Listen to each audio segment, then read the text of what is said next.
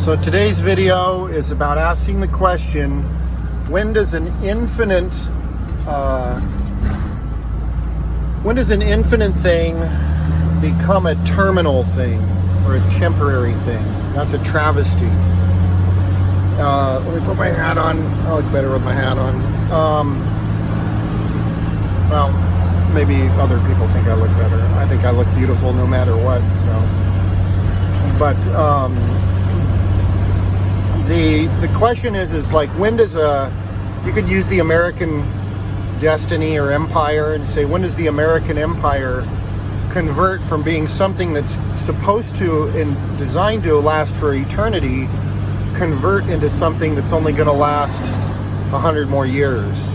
And basically, the real question is around the issue of, when does death enter into a system?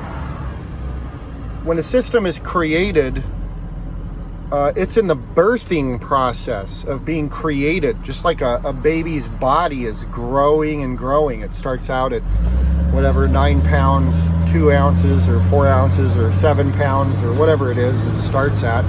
I guess a 9-pound baby's a fat baby, but the point is a baby starts at a low weight and clear up into, its 20s or whatever. It's growing and increasing in body weight. Cellular division is always trending towards more instead of less. Life is always trending upward. And then at some point in time, death is trending to a higher degree. Death begins trending at a higher propagation rate and higher growth rate than life. And life is trending, in Genesis and Regenesis, is trending at a lower rate. It's going down each year. And so America was created to last for infinity.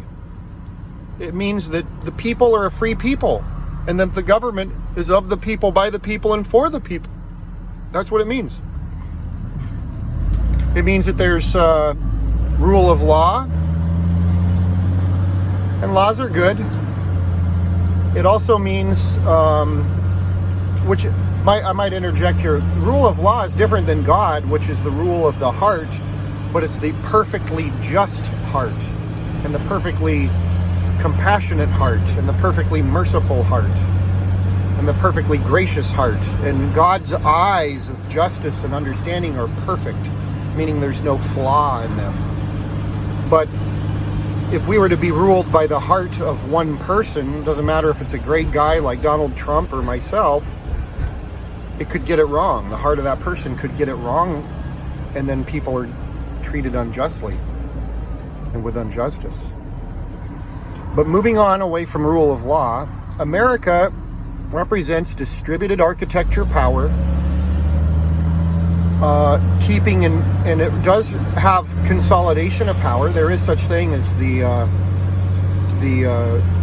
branches of the government, the executive and legislative and presidential branch. I'm a little distracted. I'm driving here and there's construction and cops, and I'm like talking on my phone while I'm around police officers. So I'm thinking about, do I try to hide the phone, or is that making an incriminating fast movement? Is it better just to pretend I'm not talking on the phone here?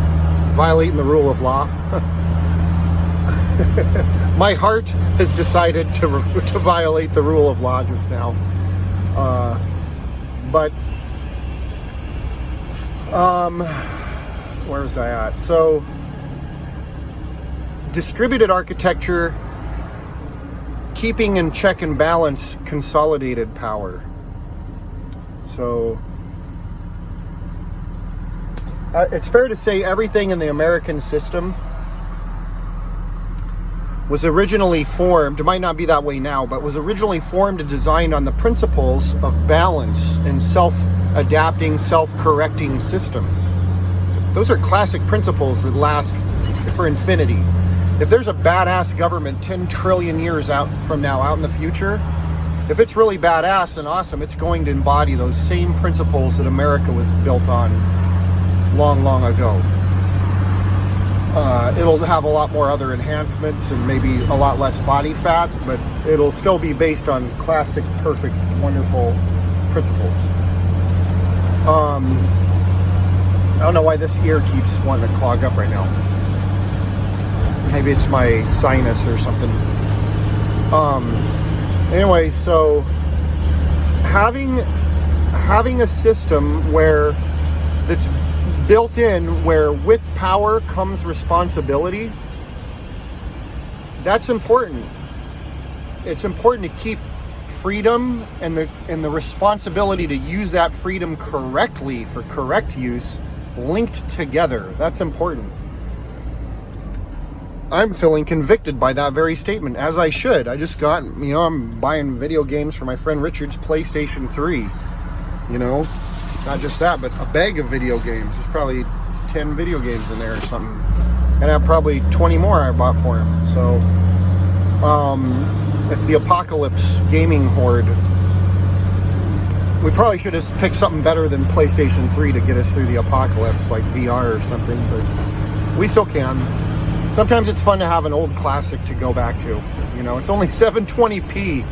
It's not even 1080 or 4K, but it's sometimes it's not about the graphics, it's just about the fun.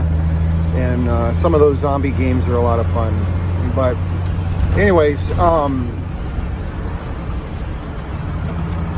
so I'm feeling convicted because I'm using my freedoms to buy garbage, for a friend who might not even care about it, or who might not even be that good of a long-lasting friend. I don't know about the treachery that Richard can entertain comfortably, and I don't know about the loyalty and respect he's, I don't know about his depth of authentic love. I don't know his concepts about love and honor and reverence and all these things, holiness, all these other concepts that aren't, just the standard Starbucks behaviors. But anyways, regardless of that, America is not supposed to die. And having death introduced into the system of America is a sad thing. It means that it's going to die, which means there's going to have to be a rebirthing, or it's going to go extinct. It's going to go out of existence, one or the other.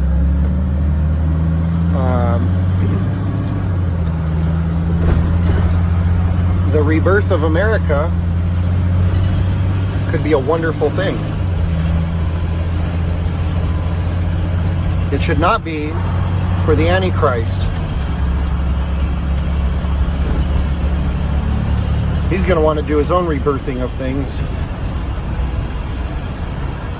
And it won't be in a good way. That's today's video.